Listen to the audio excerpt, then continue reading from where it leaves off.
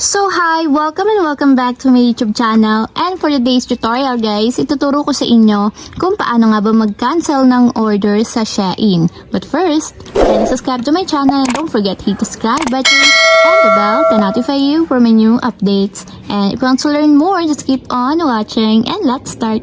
So ayan guys, for today's video, gagamit lang tayo ng ating Shein application. So ayan, i-open ko na yung aking Shein app.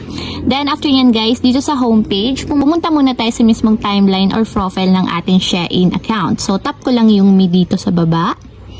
Then after nyan, dito sa profile ng ating Shein, kung meron kayong na-check out na order and gusto nyo na siyang i-cancel, automatic kasi mapupunta siya dito sa processing.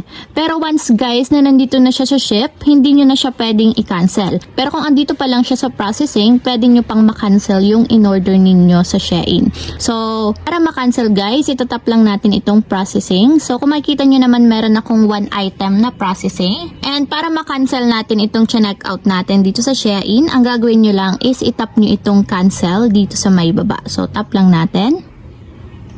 Then, may magpa-pop up na option guys. Ang sabi dito, kapag daw kinancel natin itong order, hindi na daw natin siya mare-recover. So, continue lang natin. Tap natin yung yes.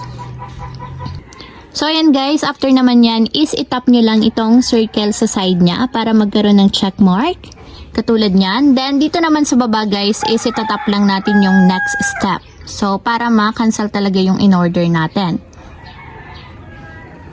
Then, dito naman guys is ilalagay lang natin yung reason ng cancellation. So, tap lang natin.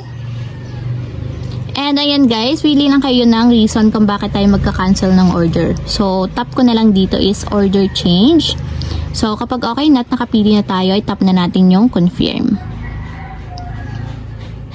Then, okay na, tap na natin yung submit. So, ayan guys, successfully canceled na yung in-order natin sa Shein. So, ayan lang guys, ganun lang kasimple kung paano nga ba mag-cancel ng order sa ating Shein account. If you have a question, comment down below and don't forget to subscribe button and the bell to notify you for my new updates.